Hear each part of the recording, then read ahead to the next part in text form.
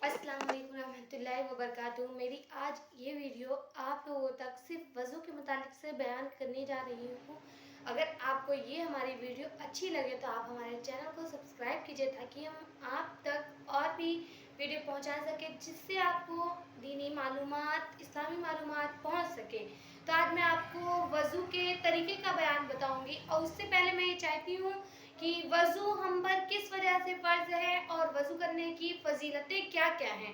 वज़ू हम इसलिए करते हैं कि वज़ू से हमारी जिस्मानी जो भी हमारे जिस्म में नजिस चीज़ या नापाक चीज़ लगी हुई है तो वो हमसे दूर हो जाए और हम पाक व साफ़ हो जाएँ और हम अच्छे तरीके से नमाज़ों कुरान अदा कर सकें।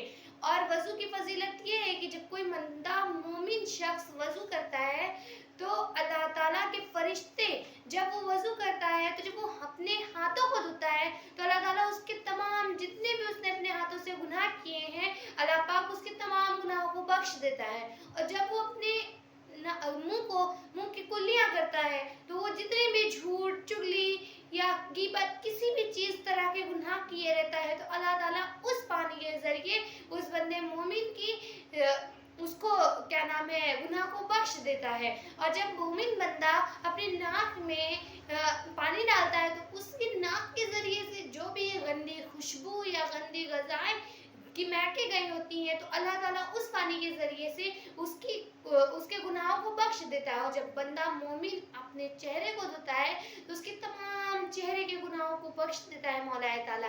और जब बंदा मोमिन अपने हाथों को धोता है तो अल्लाह पाक उसके तमाम हाथों के गुनाहों को बख्श देता है और यहाँ तक कि उसके तमाम जितने भी अज़ा में वो वज़ू का पानी बहता है तो अल्लाह ताला उसके तमाम गुनाह कबीरा गुनाह सगीरा को बख्श देता है। और जब बंदा मोमिन वज़ू करता है वज़ू करने के लिए बैठता है तो उसके नियत खुलूस दिल में ये इरादा होना चाहिए कि मैं अपने आप को पाक करने के लिए अज़ाए वज़ू को पाक करने के लिए और अपने गुनाहों को बख्शने के लिए वज़ू कर रहा हूँ। अब मैं आइए आपको इसी टॉपिक पर मैं वज़ू करने का तरीका बताती हूँ जिससे आपको एक वज़ू करने का अच्छे से अच्छा तरीका मालूम हो जाए। और जब हम वज़ू करते हैं तो हमें वज़ू का पानी इतना कम इस्तेमाल नहीं करना है कि हमारे अज़ाए वज़ू जो होते हैं अच्छे से तर ना हो सके। और जब हम वज़ू मुकम्मल इतना ज़्यादा पानी ना लें हम कि अज़ाए वज़ू जो पानी जो होता है मिक़दार से ज़्यादा खर्च हो, यानी हमको पानी ज़्यादा नहीं खर्च करना है, हमको मिक़दार से पानी खर्च करना है, यानी हमको उतना ही पानी यूज़ करना है जो हमारे अज़ाए वज़ू को तर कर सके। तो हमें क्या करना है, 1 लोटे वज़ू का पानी जो है हमें 1 लोटे में रख लेना है। तो हमारे लिए वो 1 लोटा ही काफ़ी है क्योंकि उससे हमारा बहुत अच्छे तरीके से और हमारे अज़ाए वज़ू जो होते हैं वो अच्छे तरीके से जो होते हैं तर हो जाएंगे।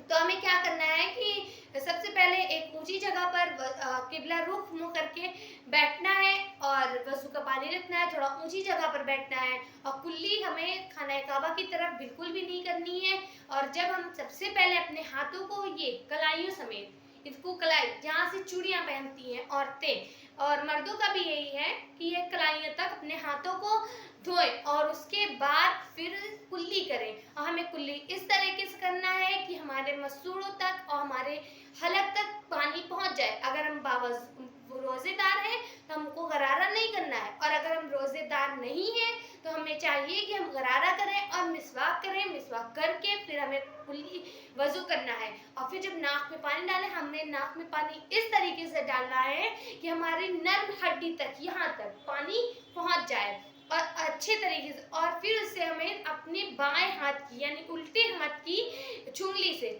यानी सबसे छोटी उंगली से हमें नाक को साफ करना है।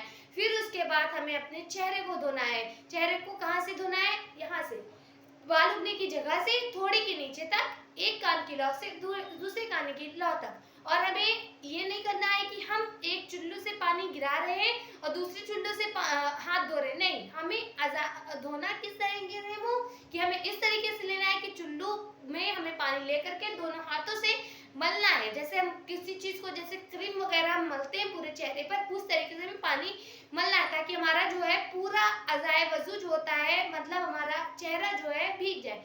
फिर उसके बाद हमें क्या करना है, हमें अपने हाथों को धोना है। हाथ यानी नाखून के निकलने की जगह से कोहनियों समेत पूरा इतने अच्छे से धोना है कि बहुत से बाज और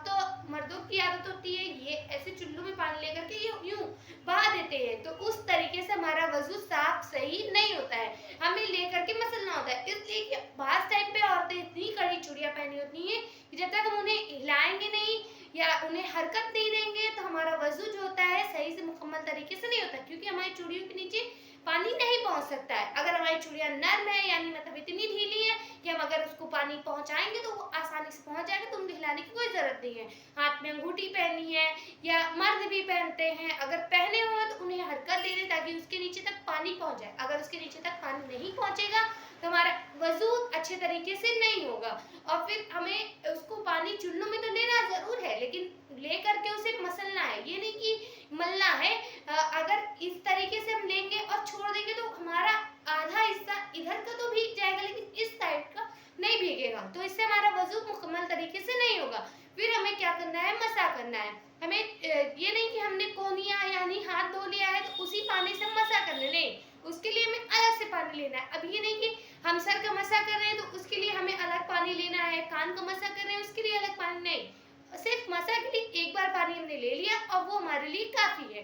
तो हमें चुल्लू में पानी लेकर के मसा करना है। मसा किस तरीके से किया जाएगा कि ये 3 उंगलियों से शुरू किया जाएगा, ये इन दोनों को छोड़ दिया जाएगा और इन दोनों को, इससे शुरुआत करेंगे और ये हमारे आधे सर से यहाँ से जाएगा और यहाँ से वापस आएगा, इसके जरिए से वापस आएगा। फिर जो ये हमारी जो उंगलियां बची हुई हैं इनको हम कानों के अंदर डालेंगे, पूरे कान का मसा करेंगे और ये जो अंगूठे बाकी हैं हमारे उनको हम कान के पीछे का उससे मसा करेंगे।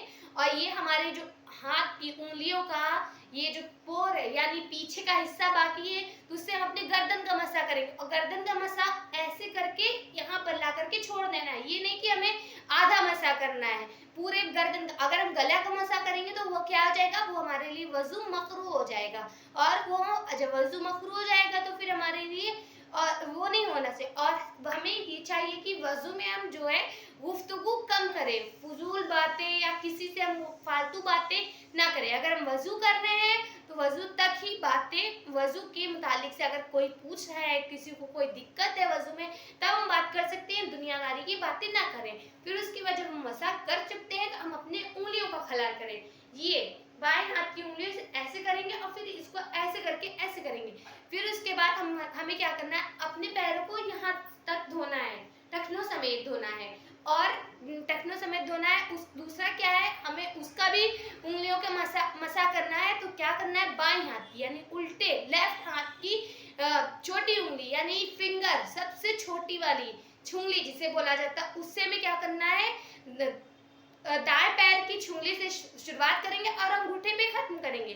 फिर बाएं पैर के अंगूठे से शुरुआत करेंगे और छुंगली पर खत्म कर देंगे। इस तरीके से हमें हमारा वजू मुकम्मल। और अगर उसमें थोड़ा सा जो भी पानी बचता है तो हमें क्या करना है, उसको हमें खड़े होकर के किबला रुख पीना है, क्योंकि इससे जितने भी हमारे शरीर में मर्ज होंगे या हमें जो भी परेशानियां दिक्कतें होंगी वो अल्लाह ताला के फजल करम से दूर हो जाएंगी।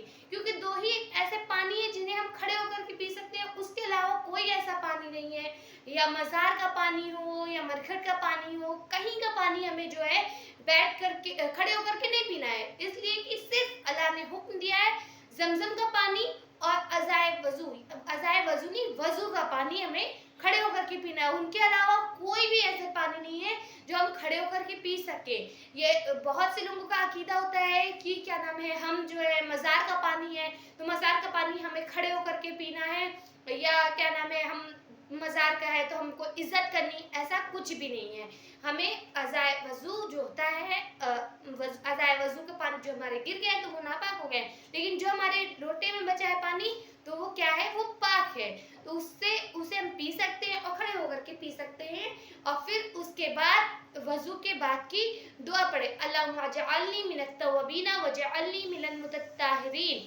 फिर उसके बाद कलमा शहादत पढ़े और फिर कलमा शहादत की उंगली उठा करके कलमा शहादत पढ़ करके फिर उसके बाद अगर हमने वो नमाज के अकीदे से वजू किया है तो नमाज पढ़े, नमाज पढ़े। और अगर ये भी हो सकता है कि हम वजू है हमारा तो हम उस वजू से नमाज ज़ुहर भी पढ़ सकते हैं। अगर ऐसा हो सकता है कि हम उस वजू से असर भी पढ़ सकते हैं तो कोई ज़रूरी नहीं है कि आप वजू करें, लेकिन अगर आप वजू करेंगे तो आपके वजू में ही दुगना सवाब मिलेगा। अल्लाह के रसूल सल्लल्लाहु अलैहि वसल्लम फरमाते हैं कि जब किसी शख्स ने एक मरतबा वजू किया, यानी एक मरतबा अपने अज़ाए वजू को धोया, तो वो ज़रूरत है। और अगर जब वो 2 मरतबा धोता है तो क्या है, वो सहाबा इकराम रज़ी अल्लाह ताला अन्हुम का तरीका है। लेकिन जब वो 3 मरतबा अज़ाए वजू को धोता है तो वो हमारा और हमसे पहले नबियों का तरीका है। तो हमें क्या चाहिए कि हम अपने अल्लाह के रसूल सल्लल्लाहु अलैहि वसल्लम और बाकी नबियों के कहने पर चलें। इससे क्या होगा कि हम उनके सुन्नत भी अदा करेंगे और हमें सवाब जारिया अता होगा। मेरी वीडियो अगर आपको अच्छी लगे तो इसको जहाँ ज़्यादा से ज़्यादा शेयर करें, ताकि मेरी ये बात और लोगों तक जिन्हें नहीं पता, जिन्हें वज़ू का तरीका सही से नहीं आता है, उन्हें वज़ू करने का सही तरीका मालूम हो जाए। और अगर अच्छी लगे वीडियो तो सब्सक्राइब करें, ताकि हमारी वीडियो आप तक आगे से आगे पहुँचे। और अगर जिसको भी किसी चीज़ का मसला नहीं समझ में आता, आप कमेंट्स करके हमसे पूछ सकते हैं। इंशाल्लाह हम कोशिश करेंगे कि हम आप तक और अपनी वीडियो पहुंचाने की कोशिश करें। अगर हमसे कोई गलती या खता हुई तो उसके लिए माफ़ कीजिएगा। अस्सलाम वालेकुम रहमतुल्लाहि व बरकातुहू।